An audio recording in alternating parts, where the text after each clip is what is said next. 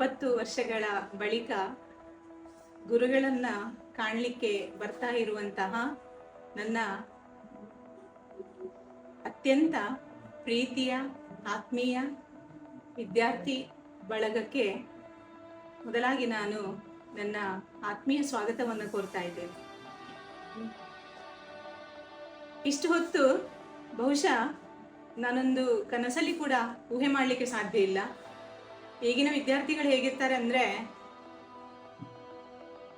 ಕಲಿತು TC ಅಥವಾ marks card ಅನ್ನು ತಗೊಂಡು ಹೋದ ತಕ್ಷಣ ವಿದ್ಯಾರ್ಥಿಗಳು ಗುರುಗಳನ್ನು ಮರೆತು ಬಿಡುವಂತಹ ಕಾಲ.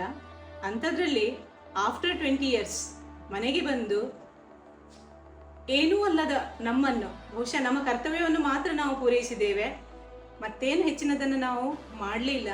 ಆದರೂ ಏನೋ ಮಹತ್ತರ ಕಾರ್ಯವನ್ನು ನಾವು ಮಾಡಿದ್ದೇವೆ.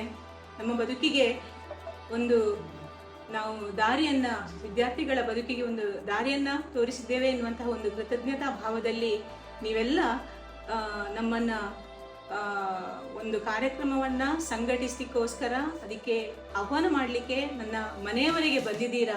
ಪ್ರೀತಿಯ ಮಕ್ಕಳೇ, ಅರ್ಧ ಮುಕ್ಕಾಲು ಗಂಟೆ ನನಗೋಸ್ಕರ ಕಾದಿದ್ದೀರಾ. ಇವತ್ತು ನೀವು ನನ್ನ ಮಕ್ಕಳೇ. ಬಹುಶಃ ನಿಮಗೆ ಸ್ವಲ್ಪ ಹೆಚ್ಚು ವಯಸ್ಸಾಗಿರ್ಬೋದು, ಹಾಗಂತ ನನಗೆ ಅನಿಸುವುದಿಲ್ಲ. ನನಗೂ ವಯಸ್ಸಾಗಿದೆ. ಆದರೆ ನಾನು ಪುನಃ ಆ ದಿನಗಳನ್ನು ನೆನಪಿಸ್ತಾ ಇದ್ದೇನೆ. ಪುನಃ ನನ್ನ ವಯಸ್ಸು 20 ವರ್ಷ ಕಡಿಮೆಯಾಗಿದೆ ನಿಮ್ಮನ್ನು ನೋಡಿ ಆ ಖುಷಿಯಲ್ಲಿ.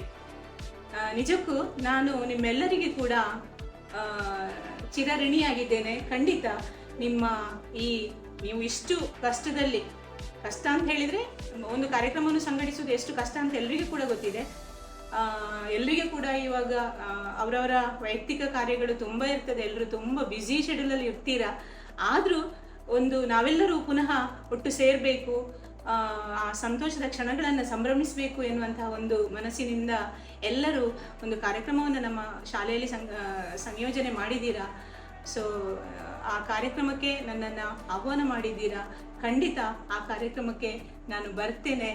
ನಾವೆಲ್ಲರೂ ನಿಮ್ಮ ಶಿಕ್ಷಕ ಬಳಗ ನಾವೆಲ್ಲರೂ ಕೂಡ ಖಂಡಿತ ಬರ್ತೇವೆ.